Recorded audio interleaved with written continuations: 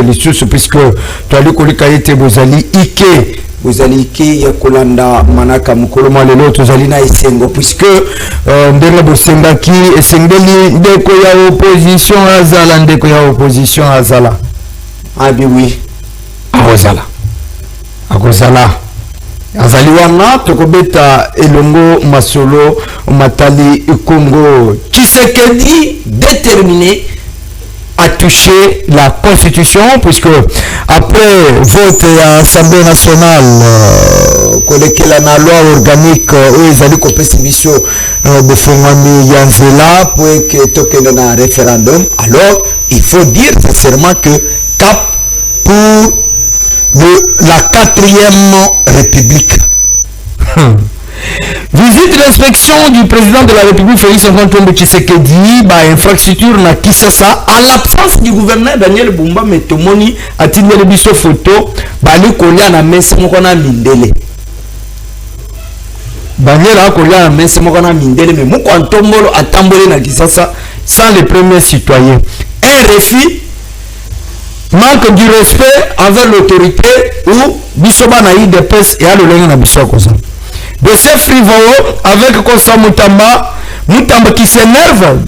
Alors nous pouvons s'en aller à suite. Et puis tu es révolutionnaire. Les moutons à Vissinga qui Mutamba benga EVS Kazavie na Yorabita Avie na Naïté mais Azalaka ministre Rambo Cannabis. Voilà. Merci. Nabande commence numéro Zalina c'est à l'étendre Ike, beaucoup benga, beaucoup comment, ndenga mon message, puisque parlons Congo, yango e bandi, toaliko banda yango, na mwana Congo, voilà. Tozi Serge, Mbembe, Alimoko, indépendant, mais quand ça aliko soutenir, institution Mboka. Merci beaucoup pour l'invitation. Je pense que c'est la première fois que j'ai participé à l'émission. Oui. Et c'est la pété. Il faut que nous message pour nous servir Mboka. Merci. Merci beaucoup. Merci. Tu as dit que na Congo carbone Kasiala Moko ya ADD Congo ya Prince Penge. La muka. Madame.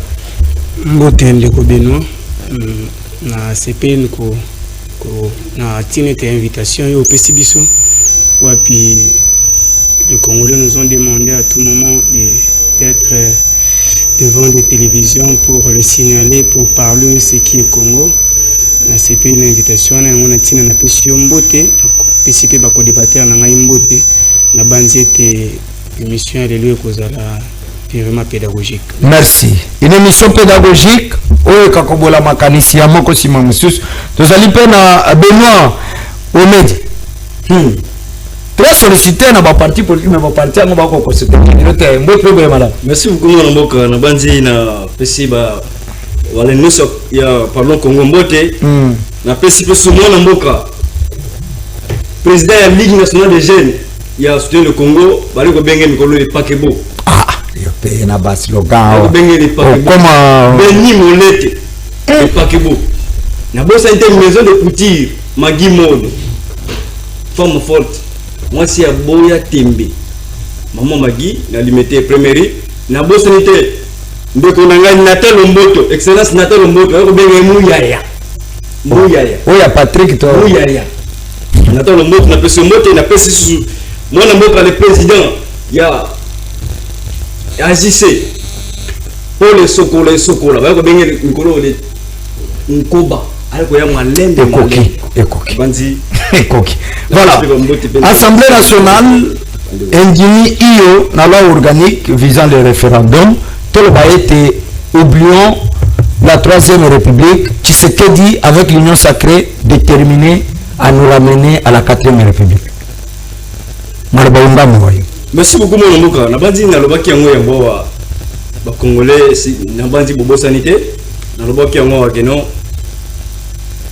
biso manso to na sima article 5 na PCP sous ndoko na ngai e même moji mote pour à respecter article 5. Na comme ça ndeko moji à respecter article 5. Pour le bique pouvoir à peuple. comme le pouvoir du peuple, c'est que le peuple n'est pas nimi, qu'on peut se mettre en troisième mandat, n'a un référendum. Le peuple n'a se prononcer. C'est un global. Moi, je a respecté l'article 5 de la Constitution. Donc, Assali Moussala a comme là qui président de l'Assemblée nationale. C'est ça, Assali Moussala. Pour permettre quand même changement de constitution. Bon, moi, alors, on dit non, il y a un qui vit dans la caméra. Ils sont dans l'article 5 demande un référendum. Alors, on appelle si dans ce pays et même aussi à respecter l'article 5 et puis l'article 218 de la Constitution de Bissau. Donc, Bissau, nous sommes un référendum. Et qu'on change nous, au-delà de où on va troisième mandat, on doit se premièrement d'abord basé pour mon modèle social. Donc, des mandats, nous sommes abandonnés qui voyage, après des photos. Le mandat, il y a préparation. Il y a préparation, il y a diplomatie. Aïe. Et puis, comprendre ce que politique ici, merci. Alors, troisième mandat, ils allaient pour mon modèle social, non? Le social, en fait. Merci. Nous avons dit que banda gouvernement, je dis tout deux, bah, cause de mesure, bah, cause de mesure. Mon colonie, beaucoup tongue, les bisous et lamba. Wana maman qui m'a dit que gouvernement, bah, cause de mesure, toujours ba mesure, toujours ba mesure. Mon colonie, beaucoup tongue, les bisous et lamba. Au bout de la mesure, wana. Voilà Congo, carbone. C4 et Kabouya a bêti bino mois 12, C4 bino 64 et là que Kabouya bino est à 6. Merci beaucoup madame Boko. Non, mon tourné il a rappelé caca. OK. Merci. Si c'est que de déterminer, il y a Koningisa constitution puisque alors que se retrouver de bonsoir opposition faible, opposition yanzala, il y a réseaux sociaux sur le terrain, tout le monde ville morte. Mukoloma les trois. Kabou le paix, à côté de c'est 4 na une de merci beaucoup, Manamboka. Namutuna Otuni. Mais nous croyons que les cavanes, les canamutuna, n'ont pas balayé. Jean Combo là. Combo là. Et que les cabongoté. Ndeko Okolimbi na kombo na yebino Ndeko Benoît alobi que Ndeko Boji a respecté article 5 de la Constitution. Ndeko otanga ki article 5 de la Constitution malamu na éviter ceux qui ont édikaki le 27 na Assemblée nationale ya mwana de respect ya article 5 de la Constitution. Olobi no peuple andimi na noté. On les a proposition ya loi o ba proposer ki nde ba votaki. Si mais ko voter nde ba ko sala makambo ba ko sala wana mais ko tala pe na kati Assemblée nationale mawe le kaki umone ki ndeko Aimé Bouchilinga se comporta ki na kati Assemblée. Ah bon? L'Assemblée nationale n'est pas une place seulement pour celle de l'union sacrée, non, il y avait l'opposition là-bas mais umone ki comportement ndeko Aimé Bouchilinga envers l'opposition akoma ko za la juge arbitre té il y a comment qui cause point moko ko soutenir kaka bayo baza na majorité or que l'Assemblée nationale est constituée de toutes les parties prenantes mon cher. Et même Bogelo quoi ça là qui wana la kiti déjà image na il ne peut pas jamais arbitrer un match de football où ils ont deux camps des équipes toi tu dois être juge arbitre simple donc au cause de la couleur mon côté mais de Koboji azwa qui couleur ya union sacrée na couleur il a invité ceux qui a parti ni ouais azali même ceux qui ont pas caméra na donc à la petite couleur ya union sacrée pour na koya ko bebisa ce n'est pas l'image ya malonga pour Assemblée nationale na biso et landa makati na mikili ya poto quand dans des choses pareilles de Aimé Bouchilinga zwane sika moko oya poni ya mi balo lobi question de troisième mandat j'allais pas d'ailleurs kokoma nesika wana oyo lobby social mon cher ami aux jeunes je vais te demander une chose étant que jeune salaka makambo bilenge ba oui ko sala vous savez après 10 ans ici et ba on est tozo mona l'Assemblée nationale ba on est tozo mona gouvernement ba kokende la plupart baza ba plus âgés mon cher ami c'est nous qui le Christophe Mbosso mon colotina 60 ans ya kokolo na biso wana kokolo na biso c'est grand frère après 10 ans 15 ans une classe politique doit se remplacer dans une classe politique là toi et moi nous serons là mais quand vous réfléchissez que ba peste de c'est que du troisième mandat pour la sociale 10 ans mon cher je parle d'ailleurs de 8 ans depuis qu'il a eu l'accession au pouvoir. Social les cas difficile, il faut qu'un troisième mandat. Alors, diplomatie agissante en tout temps, diplomatie agissante par rapport à quoi quand vous parlez de la diplomatie agissante? Bitumba na allusion à quoi? Bitumba. Bitumba tu les civilités. Et diplomatie agissante, vous faites allusion à quoi? Toyebani mokili mobile. Hein? Toyebani mokili mobile. Mais depuis mokili mobile bagabiso. Toya fache le kingo. Mokili mobile bagabiso que République démocratique du Congo en 1960 tant aux alaki après tout quand on a Zaïre, qui déjà des républiques. Mais qui bosse na yes selon bango balobi ba isola ki Congo, il fallait que c'est que déjà ça les mibé monyo soit na point zone qui Congo na scène mondiale. Bon, comment ba isola ki Congo dans contexte là mi tourner yanga biano yayo. Merci beaucoup. Le Congo n'a jamais été isolé. Le Congo n'a jamais été isolé, sauf ce que les gens pensaient devant vous. Vous savez, le temps évolue.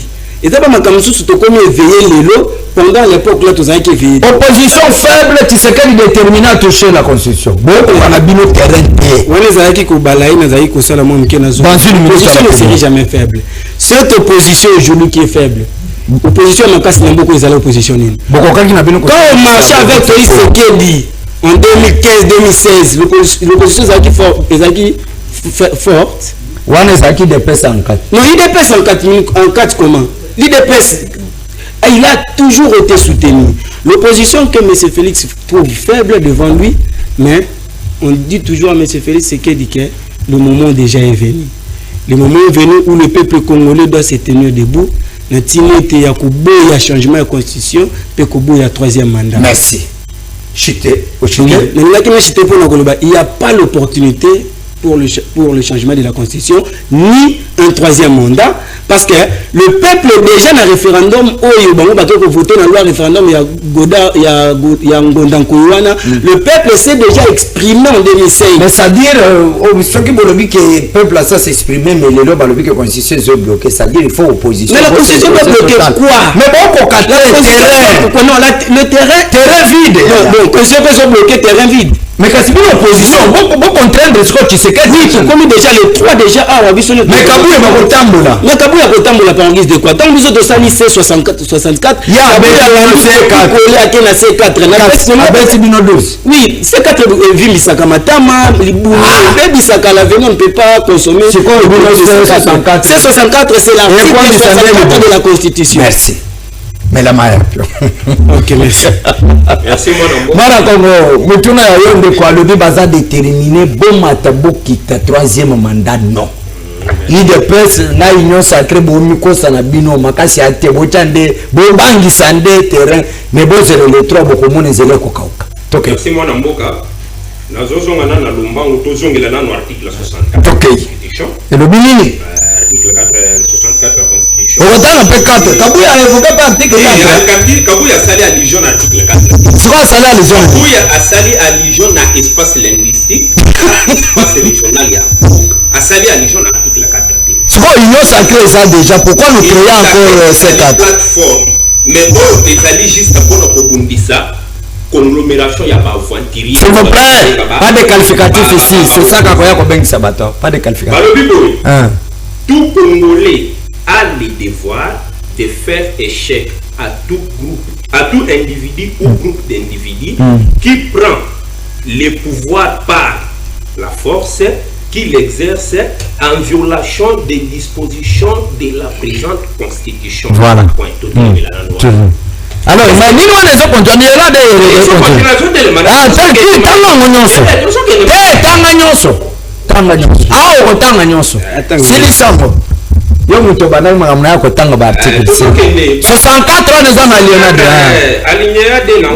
quiconque et le biboui.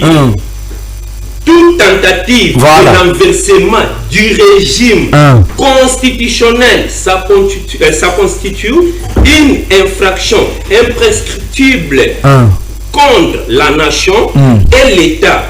Et le punit conformément à la loi.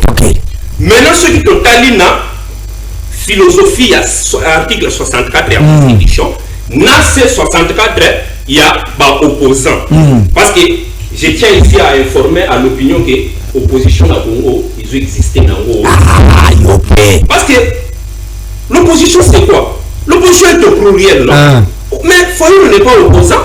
Foyou n'a pas dit tout ça, la position de marquer Foyou dans ces pays. Foyou n'a pas envoyé du seul homme sous, on n'a pas envoyé du seul homme sous. Aïe, quoi, du blé, du saut, à avoir créé quand il y a patrie, quand de la patrie. Na buto ke ozombo ya Kabila. Mais il faut les noms dans les bisa congolais no sobisika fandi à retenir les locaux moko. C'est cadre a pour l'objectif pour na couper sa béquina sauvant la RDC AFCM 23. Attention avec les allégations, ça c'est par le Congo. Attention, ça c'est par le Congo. Batuna bango moko bango ba créer na bango C4 pas même 2 semaines la création ya elo bango moko ba komo bien to kanisa ki ezali elo oyo to ko bondisa Félix Tshisekedi pour ça la 3e mandat mais tant que la foi ya elo to ke ko kutake bato bazo financer yango Kabila banane ba sali ba déclaration. Mais batuna bango banane ba yebi ba vidéo ça circule bango moko ba yebi na vidéo ni yo monelo nyana na monelo ya moko kati na bombo na yo nani bango moko ba yebi yo je me rappelle na sortie médiatique moko ya Kabunda fait sortie médiatique 2 jours après tout ça en longue alors que non moi je pensais que Kabunda toujours bunda pour mboga zoka Kabunda zo bunda pour retour ya Kabila na ce n'est pas moi qui l'ai dit, tout ça longue est encore en vie. Il était parmi les coordonnateurs de la coalition de gauche. Basali 64. Ce qui c'est à cette personne, il y a des jeunes, il y a Kabunda, Michel Zanini, Kabunda, Azali Kosala ba réunion, Nakash. Wana balobi bochaki enveloppe pour pas déstabiliser Kabunda. Ami Kabunda bangi sabino, c'est pas n'importe qui. Nalobi boye, biso nyonso toyebi ndenge mboka na biso ezo fonctionner. Les problèmes tous en ango lelo, ezaki tous en opposition ou ils en perte de vitesse. Parce qu'on comprendre ça. On va profiter de la faiblesse de la démocratie, on dit que c'est la dictature de la majorité. Faut y appeler si batonaye en 2023 que beaucoup d'élections et mais il faut tout le monde en 2023 apparaître dans l'élection. C'est pour dire qu'il faut dans la position clarté. Voilà les autres questions du courson. Question est mis balé. On chite par là. Ce qu'on a dit mon tournée de Délice Sanga. Est-ce que Délice Sanga a sa crédibilité ni n'ambo? Ça c'est clair. Un président de l'envol, attention, envol est implanté dans tous les territoires nationaux. Je me rappelle en 1998, quand RCD a occupé Gome. Pour Gome, quand le 28 janvier, on a dit trahison. Mais c'est ça le balai, monsieur Nyabatuna. RCD. Nous posons la baptisation. Attention, on a des allégations. Yo Kanda. Et maintenant, la constitution, pour nous, Oeza et Loko ya Kabila, n'a pas belligérant. On a dit déclaration ya Paul Kagame. Alors, pourquoi tu continues à la et Loko ils ont avantagé et ils ont la possibilité parce qu'ils sont dans la constitution. Si on continue la philosophie de la constitution, on va comprendre que exactement sur mesure, il y a un seul individu, c'était Joseph Kabila. Point. Qui ne connaît pas. Kabila a fondé trop à s'en foutre. Mais c'est parce que Kabila a la manigance pour renverser. Depuis 2019, depuis André, il y a Félix Antoine Tshisekedi dans le pouvoir. Kabila a toujours l'objectif, il y a pourquoi il s'est Félix Tshisekedi. Donc on va saluer la politique, il va quitter. Il y a un créer une branche armée, il y a M23. Merci. Chutez rapidement. Il y a un peuple congolais. Le peuple ne se dit pas que la live, nous avons à témoin. Ce qui n'a revenu quand la constitution n'a pas dit que vous votez le président de la République ne montoya kaboluka suffrage et pas nabino. Mais boni mon bonzo bino bozo voter aye biso bino que ceux qui voter nga na kosala bo. Mais je bozo voter mon konzi il faut y nommer ce premier ministre ou yazo dans la majorité. OK depuis l'indépendance parti politique mon côté regroupement politique mon côté atikala pour gagner majorité na Congo. Donc il n'y a pas de coalition. Ça nous crée toujours des problèmes. Maintenant, constitution, objectif est de changer les Congo. Et ça pour changer le système politique à Congo. Point. point ya mibale ezali lisusu mpona changer système ya gouvernance ya mboka na biso. Merci. Point ya misatu lokola constitution ezali fondation loi mère. Il faut tous à la fondation oyo ekolobela si sol et si sol na biso oyo ezo protéger mabele na biso parce que on rappelle loi ya Bakajika. Ouais. Balongola on a constitution. Et l'autre il va battre sol appartient à qui sol. Merci. Merci beaucoup. Ça, intervention ami Balé, ya Mwana Congo, Serge, merci. Vous êtes retenu avec monsieur Carbone comme joueur à Parlons Congo. C'est ça, essaye Automekaka d'abord. Si on sent que nous devons dégager compétence, dégager intelligence pour la nation et non pour les individus, à ce moment-là, tu peux maintenir rien à casting. La Parlons Congo, je le dis comme l'initiateur, le présentateur de cette belle émission, qu'ils sont retenus comme les joueurs Bakotana Balobelia Congo. Ça c'est bien. Balana Ndekubeno. Ndekubeno, Tshisekedi a tamboli Kisasa à l'absence du premier citoyen Daniel Bumba. Batebele bakolele Daniel Bumba, Balongola ye, Daniel Bumba Balongola ye. Bamso bakei musika, babiso kike baliko banga kolongola Daniel poye mutu asimbi bolumbu ya Kisasa balongola ye apibia na réseaux sociaux totalement. Est-ce qu'aujourd'hui on peut être fier na UDPS Tshisekedi depuis combat à 37 ans, depuis Bazui Bokozana en 2019, le tout premier gouverneur au UDPS ali kozwa na capitale c'est Daniel Bumba. Tobete la gestion à Daniel Maboko, tokumisa nzambe tola na biso kimetolike Kisasa ezobonga. Tokei. Merci beaucoup mon mboka ya mbona sengeli na ebisa ba congolais pour na ba ndeko na ngai oya ndeko Carbone oya ya presse penge ya adede Congo comme le bayalamuka bandeko na ngai sengeli to za tolo ba polele awa poti ba congolais o ba zokola na biso bayeba siki pato tuutika pato lo siki kapela wana lingala ko bakeno siki bari ko respecter article 64 na moni ndeko na biso tangi article 64 article 64 wana esengete sika oyo elo mate parce que mokonda moko en plein mandat. Ah oui. Ce qui est comme en 2028 laisse là bako bimisa article 64. OK. Mais c'est donc président en plein mandat. Mais attention là yé, attention à mon tombolo. Mokonda moko akitaki na terrain, asa en plein mandat. Alors bande monanga oyo ya DD Congo bazala calme. Président de la République en plein mandat. Azali ko tambola po na 2028 ko pesa rapport la population. Mais kasi intention na ye. Intention même na moko lobi que asengi na peuple article 5 peuple congolais. Oh ya basa sinika na Kisasa peuple ya demi terrain. Soit qui peuple a mingi et puis peuple azali na simaya article 5. Yo pour regarder l'article 5 d'ailleurs. So o ya DD Congo na bandi boza la calme. Voilà. Pour le citer mon amoka.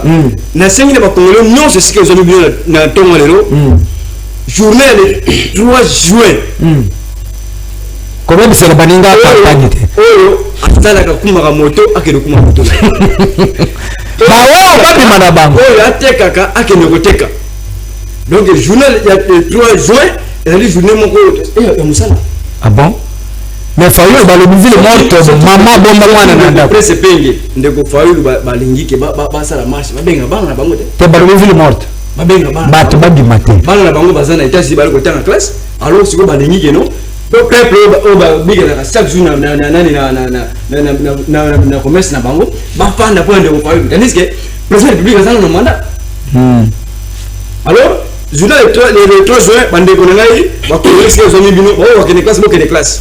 Les s'opposer à l'opposition. Alors, qui se qualifie visite d'inspection dans Kisasa? Non, opposition égalité. Parce que le conseil de Goja, c'est combien de jours? 10 jours à prendre. Là, vous êtes à 64. Calamine qui va comme on a 660, 660, donc il calamine qui va nous reprendre. On a ma visite à Mokonamboka.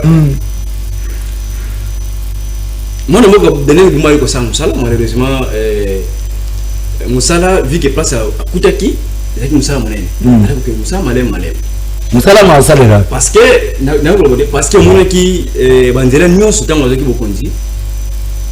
95% banzela na Kinshasa ngi so akobeba. Financé par le gouvernement central. 95% banzela yake akobeba. Alors moi mboka Daniel Bumba ali ko sala musa mais yes ko mayele Bumba nini ali ko sala musa na ye sans que elle ne gamine ba médiaté. Ah bon? Donc akili ko kaseno Bumba yo sala musa mais moi yo sala musa. Ali ko sala musa na ye mwana mboka na kimia. Elle ko ba médiaté. Asa la ngwa tata mkoza ekolo wa milela. Mukambia ekolo wa lela. Tata ekolo bon makamotali vidéo les gars qui tata mkonya lakini na zando. Atamboli ekolo boso. Ouais, lakini na zando mais zaki le lote zando depuis ndio kabila lakini depuis ndio kimuta. Asaki na bokonzi. Zando zaki ndenge baraba mo zaki bon c'était. Mais quand même Chantiningo bila Chantiningo kwa lo lengo mate. Mona mboka. Mais misale comment vers la fin. Mwana yako saini ko bonsa. Mwana yako commune Kinshasa. Banzela so yako bonsa. Oui, donc selon yo Daniel Bumba vanda na ye. Daniel Bumba vanda. Donc on doit contredire tata mokoza ekolo na ba kinoise o ba kolo na ba kinoise que Daniel faut akene mwana mama alungwa. Tana maison communale ya ndani ya Barumbu. Ko ni Kinshasa. Omonye ngezaki boso na mwana. Esali ni boso na mwana ngene ngezaki. Nzele zalaki te mais lelo mwana mboka de. Musalo yozo kunisa Daniel Bumba asali na ngwapi. Tana ndenge bobongisi nani liboso ya nani ya maison communale ya. Tana ni balo bobongisa banzela ya. Merci. Alors moi on donné moi ko sa musala malheureusement dossier ya Zando dali lelo te musala ko sa mana Zando. Merci. Et puis banzela wana tikela bali ko bongisa ngo na lomba. Merci. Bali ko bongisa banzela na lomba. Mwana Kongo Daniel Bumba asala musala na ye kitoko ndenge ndeko alobi bakino azala bakino toko tata mokoza iko komilele na yo tende ko alobi ke Daniel akosala musala kitokos sauf que zole kande na ba médiaté mwana Kongo totika na biso mwana mama avanda asala musala na ye à l'aise ndenge ndeko alobi tata mokoza iko na bakino batika komitungisa. Merci beaucoup mwana mbuka. Na singo yo ko moko ko ba ngomba sami balé ngape bo bakisela ngata mama ko likolo pona ekala ka bango. J'ai compris que devant moi nazana bandeko yo bazo pas de qualificatif ici. Oui, je ne suis pas de ce nature. Ah ouais. Nazana bandeko nanga oyo baza ko loba me ba ko maîtriser makambo ba ko loba te. Ndeko so boki zo stylo na bic na ka. Ya bazo cours. Kapala pesa la fika bana Kongo bazo cours. 64. Ndeko na sala allusion. Ozana kati na ete yo peso ko ozana kati ya C4. Mozo comprendre te quel est l'objectif C4 la kisini. Mais biso to pousser mo ko yebisa ba Congolais le produit C4 est bomaka et vimbisa kamatama li ne peut pas en prendre ba ko. Ils ont bâti ce C4 là na Congo. Le produit C4 les a ça m'a fait courageux. On est toujours sabino. Donc il solo l'article Butangi makamwira C64 zelana la sabino C64 monika makanisinano avant kutu sortie officielle mutunyo sokomona yango fa soutenir yango. Ah bon? Article 64 de la Constitution na biso.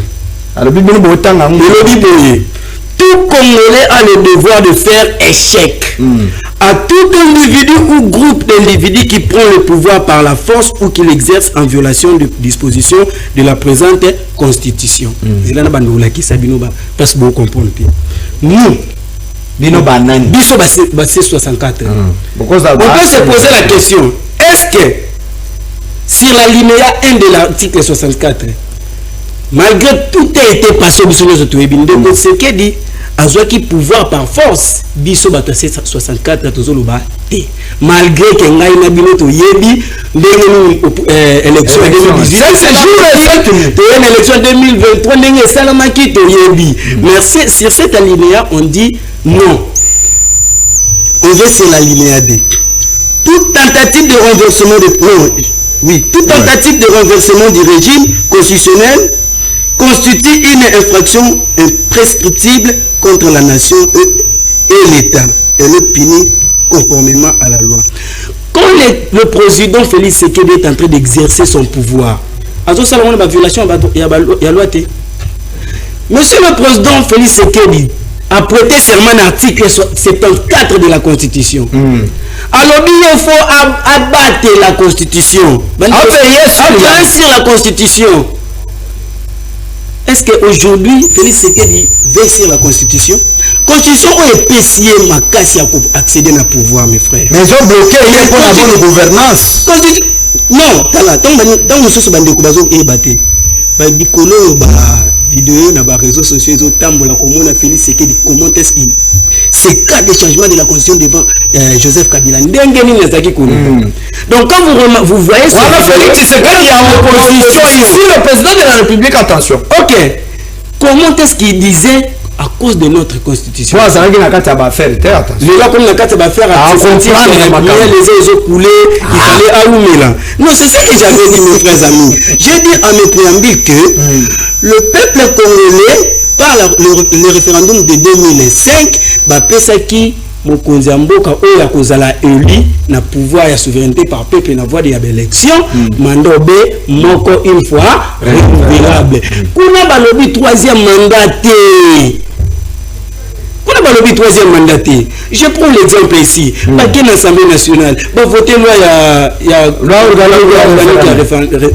ya référendaire. Mes chers amis, baké ba voter quand le président de la République la sortie médiatique de la conférence de presse devant les journalistes.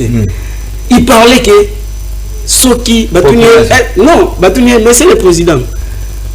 Est-ce que vous pensez encore au troisième mandat Abi? Non, mais Soki peuple c'est aberrant, c'est intolérable, mes chers. Le président de la République n'est lipté. Voilà particulièrement au cours des PCA et quand même les sont candidatés. Nous sommes dans un endroit quand vous appelez les gens, il y a C64, il y a opposition, il y a l'amour qui soit, vous poussez par argument que vous allez clair. Nous voulons être clairs avec la population. Je ne sais pas. Je ne sais pas ce qui président de la République attend la Constitution à mon place Baloba. Le président de la République accède au pouvoir par l'acclamation du peuple. Peuple peuple déjà linga qui sa volonté d'un référendum de la élection. Alobi awa de Kambia qui ça rapidement de quoi ça so balobi no kota ngote za biloko pene malonga te di Kambia Kinshasa mon cher yo kota na likama malo vivre kana Kinshasa oti Daniel Bumba ne fait absolument rien depuis qu'il est gouverneur de la ville. Mon cher, Bissonabino, tant sous tes yeux, ma coquille à coquille, mais na ba télévision, tout le monde a ni des villes. Moni, ça c'est la ville province de Kinshasa, c'est siège à l'institution. Batunio, ce côté, Bakoruta, Baouti, Mikila, Poto, Baouti, Wapi, na makambo diplomatique, Bakokite la Awa, Bakoti, na Kinshasa.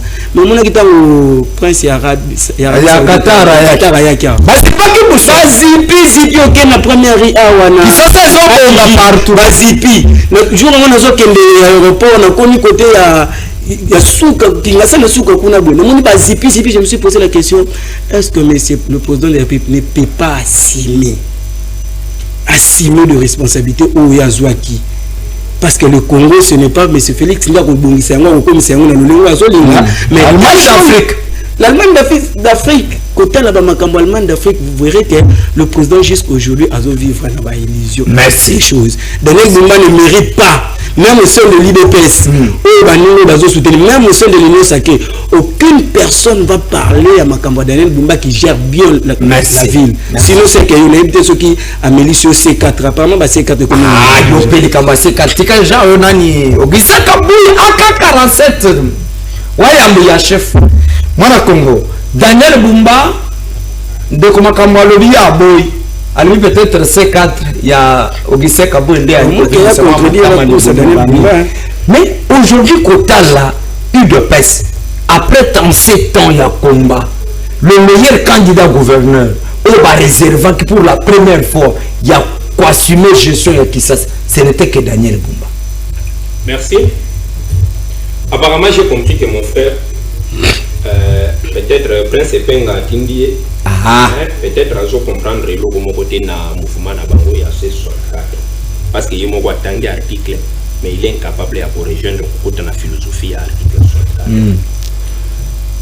64 et ça passe mingi na lobi opposition ça n'existe plus dans ces pays et mes chers frères tous les jeunes qui Kapela la boka et c'est comme Bozali tout mis ça na bloc. Parce que ici je tiens d'abord, il y a pour rappeler Batulo Komoko. Nazan a tout qui a un déco épingle. Et j'ai compris que tous les marchés, ça, le mécanisme, il y a Batubatumba.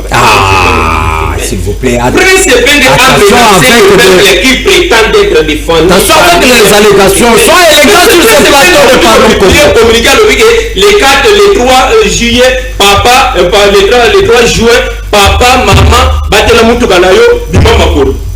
Na intention ni. Il menace directement. Dans l'article 64 de la Constitution. Balobi que tout Congolais, j'ai dit de tout Congolais. Nanga nakati. Balobi biso nyonso. Longola ngai parle. Mais nous sommes tali entre Félix Tshisekedi. Oyo azui suffrage moko universel direct en 2023. Nan Corneille Nanga, na Joseph Kabila. Na groupe ya bateau. Banani to ko appliquer l'article 64 de la Constitution. Wani banga. Mais comment? Oui, nous sommes qui ne côté le moto en plein mandat. Mais intention na yé ya peuple. Ça yo c'est là. Tous à l'article 70 ya bon. Ah yo OK na c'est. Là il a dingi. Tout ça le débat parce que na sepeli na mon frère à l'objet le comme côté de début tout ça le débat mon prise à la pédagogique. OK. Sur le constitution. OK. Le président de la République est élu pour. Il est élu au suffrage universel direct pour un mandat de 5 ans, renouvelable une seule fois. Okay? À la fin de son mandat, le président de la République reste en fonction jusqu'à l'installation définitive du nouveau président élu. Vous pensez que ce qui s'est dit à Kangama le pouvoir, est-ce qu'il va changer la constitution? Donc ça dit le président reste en fonction jusqu'à. Donc ça dit il nous faut organiser les élections 2020. Dans cette nation sur le cas il y a Russie na Ukraine. Russie a envahi Ukraine. Yo qui vous n'a pas besoin de résoudre l'élection. On nous montre un exemple. C'est clair papa. On est le lot. Na point de presse parce que bango ba ke ko tomboke là na article 64 na bango na point de presse au mo konzambo basalaki les 6 mai. Et le président était clair. Moi qui sais que je ne vais pas m'accrocher au pouvoir. Il est politicien, attention. Mais oui, on fait la politique. Ouais. Nous suivons tous les discours des politiciens. Nous suivons toutes les déclarations. Il y a PCP du jour au jour, non?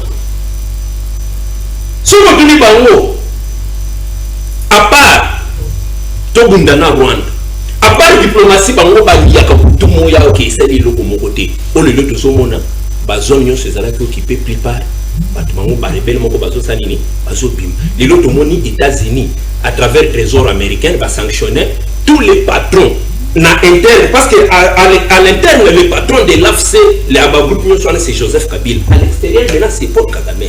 Tout ce monde est Kagame à l'élite. Ça il est dans sur ce plateau. Maintenant est-ce que les lots n'a pas tenu sur la biso du banda. Est-ce qu'on peut dire que c'est ce que Dialobi qui a pouvoir c'est qu'on a c'est bon. C'est ce que Dialobi qui clairement ce qui peuple a lobby que soit peuple mais c'est peuple constitution c'est reconnaître dans article 5 de la constitution de mon parce que le lobby que la souveraineté nationale appartient au peuple. Mais pas que la lobby, c'est que le peuple mais c'est ok. Mais pas une prophétie. Prophétie. La lobby que ces cadres oui, ils ont ça la légion à vitamine non. Ces cadres ils allaient dans ces cadres. Tous ça la allusion na espace linguistique ya mboka. Wana kabuya expliquer. C'est ya liboso ils allaient coalition. Ya mibale. C'est ya mibale les Congolais. C'est un mis ça tout changement de la constitution. Les Congolais changement de constitution. Les coalitions des Congolais pour les changements de la constitution. C'est ça quatre non? Et il y a une coalition, il y a mis balé par Congolais, il y a mis ça changement, il y a mis c'est clair. Et ça pour la nuit. Nous sommes des solutions à Genval. Pour nous, nous sommes des solutions. On a zobé parce que ça fait avoir un Congolais de mauvaise qualité. Parce que dans la zone bisayo et le Komoko. Donc Kabou a émission que ça à l'émission coalition Yami Balé Congolais Yami Satou Yami Satou pour changer constitution parce que constitution biso tout le monde a un aspect politique. Merci. C'est très important. Mais on n'a pas beaucoup de temps. C'est très important, mais ça va attendre 2 minutes. Attends 1 minute. Donc, on a un aspect politique. Mais constitution, ils ont la matière politique, ils ont la matière économie, ils ont la matière judiciaire, ils ont la matière économique. Mais peut-être que la biso, ça soit fait du pouvoir. Et aujourd'hui, j'ai compris ces choses. Nous avons eu des Congolais, nous avons eu partout dans le monde entier. Ceux qui te salient erreur. Je dis bien et je le répète. Ceux qui sont pas Congolais te salient 4 erreurs. Il y a le président qui serait dans le pouvoir. Pour regretter voilà, je sens que ça rapidement dans 30 secondes. Qui se fait du collet là. Baïka monsieur Balobi Daniel Bumba Vanda na yo lia na yo fifiri. Moi na maman Marthe. Vraiment na yo na bokonzi. Wako sala msala kitu. De ce côté là, pas Congolais pas excuser nga ebele konga na état d'âme. Kotaka na état d'homme. Mungai nazalaka très clair. Na boyi kokotana ba makambo ebele ebele. Le problème est ça que casting ya assemblée provinciale na gouvernement provincial baza l'auteur ya kosala mosala ndenge singélité. Merci. Maintenant, si président de la République on a dit garant de la nation, à chaque fois ce qui a eu parole azote le melaka gestion ya ville à Kinshasa. Qui suis-je moi maintenant pour défendre Daniel Bumba? Merci. Alors le bateau que Bumba azo sala malamu makasi asali mabe makasi to asali malamu makasi parce que ce qui est négatif ezali positif pesa ezali ka. Merci. Alors ngai na ko interpeller kaka mwana mboka Daniel Bumba ameke mpe ko renforcer musala ndenge musicien moko ya Congo awa faire kola yemba talasima zonga. Merci. Daniel Bumba pesa éclaircissement moko pona yoki yo moko lobi yango ba febele pe baso lo bango na ba nzela na ba bis ba lobi que Daniel Bumba qui président de la République wana na soko la Daniel Bumba te.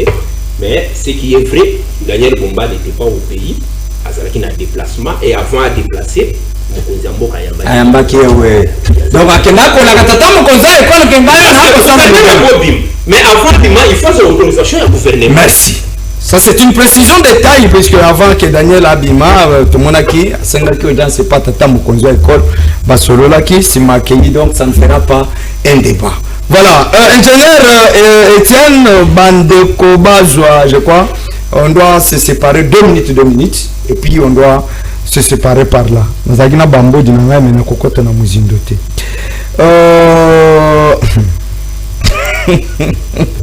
Butika na sekanana. Olobio sekina bina sekanana. Kasina sekate, yo limina lela, minute zokenda kaka minute zokenda. Et que l'ingénieur Étienne akojera ngokona. Moi non. Frivoon na Constant Mutamba bobengi sanga lisusu te na oyate. Un esprit révolutionnaire. Mutamba, on manque Mutamba député national, un Mutamba ministre de la justice, un Mutamba président de la République, un Mutamba pour tout. Mais révolté va nous aller c'est quoi l'Assemblée nationale à Betty na Mbodje. OK. Merci beaucoup mon avocat. Na bandi émission Goya cette semaine prochaine nous avons besoin de Pengi soit de Favela dans la. Ah, OK. Et Penga pesa qui avant la s'il vous plaît. Et Penga, je précise que presse Penga à cause de l'invité à Parlons Congo, semaine à Tuluna Zalanaye, mais à l'objet semaine à lundi, na Benga qui est personnellement tout la kosolo naye makamo matali C64 na démarche na bango ya ville morte et aussi ce qui tu sais que da timbi constitution bango ba salani. Benga la biso ndeko presse Penga ndeko Failu ndeko Dise Sanga. Ala na plateau parce que tu as na besoin na bango. Yo okutana ba. Na besoin ya kozana plateau na ba. Yo kovanda na ndako ngai na tulu ba. Na besoin na okotika mituna wa. Ndeko Presse Penga tini ndeko na ye. Atindi yete. Mandataire. Au sommet capitalisé terminé. Bali ko benga ye ali mandataire donc dans le besoin ya ndeko Penga na plateau pour ndole ba mamboka. Ah on a beaucoup ya village na ba. Pendant que les frivaux na bandi na ekosenga na justice va encourager justice et ça musa na parce que ndeko Mutamba lo baki keno état de droit oya ko yiba basani ni bakangi alors comme muta ils ont invitation avec benga témoin allez qui m'a témoin et bon attendre la grande approche qui m'a posé la témoin ce que ça dit non et le connaît aïe qui a monté même là elle est en ce qui a dit que boya ko bima témoin ça suffit que non mon mo bon ina frivao ndeko muta mayebi yango ya la ministère de justice vous avez chargé et capacité de justice tangwana donc justice na biso esa musala babenga bakende kozwa soki aliko yate bakende kozwa ye nde bazwaka ye bakende kozwa ndeko mutamba aya pona kolobela mbongo attention ça est le cas c'est parce que alobaki makambo nini ya était de droit ndeko mutamba soki aliko yate bakende kozwa ye nde bazwaka ye pona aya bazaka ende justifier bazaka ende bakende kozwa ye na ba blende bakende kozwa ye si ça va le voir votre dernier mot ndeko muta allez-y il y en a pas beaucoup de temps na ko senga ministère de justice batine ba blende so he go ya batine ba blende place bayana ba blende la tine ba blende ministère de justice ne kongefa atine ba blende parce que vous avez muta parce que ndeko muta ayeki biso likamuya oya yibi bakangiye alors makamba fivaro mbongo na lipe mbongo pona ko puta ba oyo ba zoki ni kama na kisangani tala batu baza guerre ya 6 jours batu passe yo yibisu mbongo batu wana yibi azawana te pona bagere ko bongo zonga aussi c'est moi oui rapidement pona ko citer na ko senga ba congolais nyo ce qui zo mi bino na tonga lelo journée le 3 juin bo fana ndako ndeko fayulu na ndeko epenge tali ko senga bango na plateau awa soki bamoni keno balingi bakita babenga bana na bango bamususu bana na bango bandeko na bango baneve na bango bakita na bango na nzela merci alors journée alors di bavanda na ndako nde 3 juillet ba oyo basaka musala boke musala eloko moko musala mate ville morte ezalité merci ville morte ezalité mwana Congo Frivao avec Mutamba à un certain moment to bengango règlement des comptes chasse à l'homme to Mutamba et pour quelque chose. Merci beaucoup Ndeko Benoît. Bien que nangonga miki fona balaye moi bablo. Allez-y rapidement. Balalboso na répondre Ndeko quand vous avez parlé de communiquer à président Prince Salaki. Vous savez na ba marche nyonso et peut-être qu'on participe à la marche à wana kata. Makambo tito oyo ndo Nathanaël Mekonga. Vous savez quoi? Pendant le marche na bateau baza en face na biso balingi komona biso te l'opposition to se manifester le président Prince Epenge a salé la qui métaphore des figures de style qui peut être comparable à quelque chose que pendant ces temps oyo to sengi na papa maman na bana baza na ndako ville morte oyo bandi lelote to banda ko opposition banda ko sala ngo depuis kala il y aura des infiltrés bakoya pour maintenant tracasser le peuple makamone comme na kanino opposition mtesali opposition mtesali parce que nous le voyons c'est quoi bakolia ça bangoni bon depuis kala bazoli appelé le côté nous connaissons quoi na ndesi ba depuis kala bazoli ani je viens encore dire à mon frère ami quand vous parlez de Prince Fayulu n'habité climatiseur exactement na tokate ndeko na mona panguti na yo toka. Comprends? Et voilà, c'est que tu as agité des choses que tu parles. Le président Prince, c'est un homme de caractère. Il a commencé la politique il y a de cela 25 ans. Le président Prince n'a jamais été cité dans Makambo, côté de l'opposition qui nous a là, à qui on a pouvoir à continuer. Non. Le voyage n'a trop soutenu dans le pouvoir. Non, ce qu'on y a parti. C'est le fort de nos membres. C'est le papa.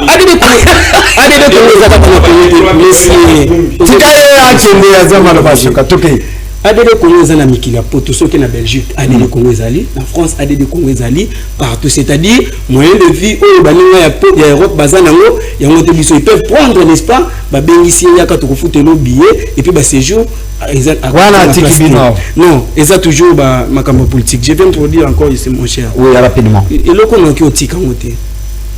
Tant on le kambo article 64. C'est l'exercice du pouvoir à président de la République, n'est-ce pas, à violer la Constitution, à violer la Constitution. Il n'a rien violé. Est-ce que nous ici, s'il vous plaît, laissez-le. Comment? L'exercice, organiser les élections. Mon cher, n'a pas pris le pouvoir par l'État. non, je ne suis pas là, je dis. La fichier électoral est prévoyant qu'à élection pendant le mandat, hors mandaté. Nous aussi la 2022. S'il vous plaît, laissez-lui chuter. Tika ya chuter. Tokei. Comment électoral bah prévoit qu'il déjà pendant que le président a un mandat. Si quoi le long en 2027 na mai. Bah tous les présidents de la République pour la campagne élection, sur le élection pour la tepona est un mot cannabis. Mais le référendum ils ont permettre hier à ça les référendum mais ça peut mais s'il vous plaît mais bino na opposition récemment qui se qu'est dibali ko le belmanga constitution mais bino na opposition bo le bel dialogue na moni place moko OK question ya esa question ya malamu tout pour expliquer. Nous sommes dans un état de crise. La crise est partout. Dans beaucoup de biso. En allant de 2018, en partant plutôt de 2018, dans le moment où il y a des crises par-ci par-là. Maintenant, toutes les crises, parce que le Nang aussi crée une crise dans notre pays. Au président Ali depuis Kala. Mais si on le sait de ne pas faire le dialogue, on arrive à ce moment où on découvre le moiseau de la Kende na makamia 3e mandat. À cause de la président dans le 3e mandat. Mais on va dire, à pouvoir c'est la propagande si on n'a pas beaucoup de temps. Je vais finir là. Je vais donner un message à la fin. On a 3 secondes et puis 2 secondes et puis ce message. C'est-à-dire le changement de constitution et alliés pour préparer balkanisation et ambo cannabis. Là je te dis, na souki ça. Oui, Frivao. Bon, na Frivao. Justice est égale na batonyoso. Bien que Costa Mutamba a été déjà condamné compte tenu à détournement, mais dans ces pays il y a que Costa Mutamba qui a détourné. Mes chers amis, tu réfléchis à Sierra Congo. Toi quand Namboko Moko. Est-ce que Namboko Congo, lampadaire qui n'a wapi? La personne a été papa ya bana. Ba forage qui n'a wapi? Tu sais combien de millions et sopanaka il y a ba Congolais na ba poche ba miyibi wana? Merci. Non, détournement c'est quoi? C'est-à-dire quand Costa Mutamba est jugé, condamné, bateau Azawa de Mutamba avant lui. Azana prison. Azana prison makala. Ah, Mutamba na prison. Mutamba na makala pete Mutamba. Ucheki wapi? Condamné Mutamba wapi? Le chamba. Voilà pas de choses. S'il vous plaît. C'est moi qui pose des questions ici. Mutamba, on est en prison Azab. Mutamba depuis son histoire, c'est clair parce que Azali wapi? Mutamba na makala pete. Azali était mis quelque part. Wapi pa wana? S'il vous plaît. Il y a Kabila na ba fo. Mutamba c'est clair. Chité. Oui, ba ministre na justice ezala équitable. Justice ezala pour na mutu nyonso. Toute personne a batozana ndenge moko balance équilibrée devant la loi. Voilà, votre dernier mot rapidement. Dernier mot na ngai. De quoi lobi bato babima na le sabangelo côté. Kanisa lutiliki. Kanisa banzela ou Kinshasa komi chantier. Kanisa mai. Kanisa chômage. Kanisa nyonso ya passé. Le 3 jours. Bima Libanda. Le 3 jours plutôt. Tikala Nandaku, c'est la ville est décrétée morte. Par qui? L'opposition de l'ensemble des non-leaders de la coalition. Kabouya le bibato. Kabouya depuis bazana pouvoir, bayeli pepe wane le côté. Albert Einstein a dit ce n'est pas ceux qui gèrent le monde, ce n'est pas ceux qui gèrent mal qui tuent le monde, mais c'est ceux qui sont en train de le regarder sans rien faire. Merci. Ceux qui te limité. Merci. Mboka Oyo, Chilombo Kabila ont déjà américain. C'est la le 3 juin, restez à la maison, la ville est décrétée morte. C'est quoi ça, Babibi? Peuple wana yoka biso. Mais c'est qui babimi. Peuple wana yoka. Mamie so babimi. Na bien. Peuple yoka biso. Merci. Na soumis ça, na bien. Peuple expérience à l'imposition de l'opposition. C'est pas l'expérience de l'opposition 2015, le 19. Non, on parle d'abord de l'opposition. S'il vous plaît, laissez-lui. Otala bienté. Match de 3 jours. Martin Fayoulou azalaki liboso ya bato nyonso. Merci. C'était existant. Merci. Malobeza na yote. Yo pe le baskonde ya moninga okoza. Mais je pense que contre-vérité faut pas tirer la vérité. Contre-vérité c'est parce que les connaissances azo tokayo zo penser S'il vous plaît. Allez, moi la Congo. Ils vont avec Moutamba une passe union sacrée bobanga qui bravoure ya Moutamba ali ko confronter bino pour la 2023 bolobi to tchai na quarantaine justice état de droit kana nzoto ya Moutamba de ko écouter makambo ya lampadaire na forage papa ya batu mbongo ya ram mbongo ya 100 jours s'il vous plaît bukanga lozo de suite na yangote tolobake aujourd'hui Moutamba fait face d'un complot politique. Merci mon amboka. Na zoyebisa na bakongolais ba retenir eloko moko. Nazo pesa ndeko na ngai matière. Allez comment zobi kana de matière au pesa. S'il vous plaît zobi kana kayo. Ressources. Akendo tanga parce que bango baloba ke biso. Bino ne faut s'il vous plaît. Botel makana séance te on ne faut pas. Article 217. S'il vous plaît laissez-lui. Kabila qui vous coach atala ba copie collé. Article 16 article 4 de la constitution. Nous devons comprendre que pourquoi nous allons manipuler cette constitution. Et je vais rappeler une chose. Tout ce qui n'est pas interdit est autorisé. Le constitution est prévoir un mécanisme de changement dans le monde. La constitution est couloir. Merci. Merci. Plus bon.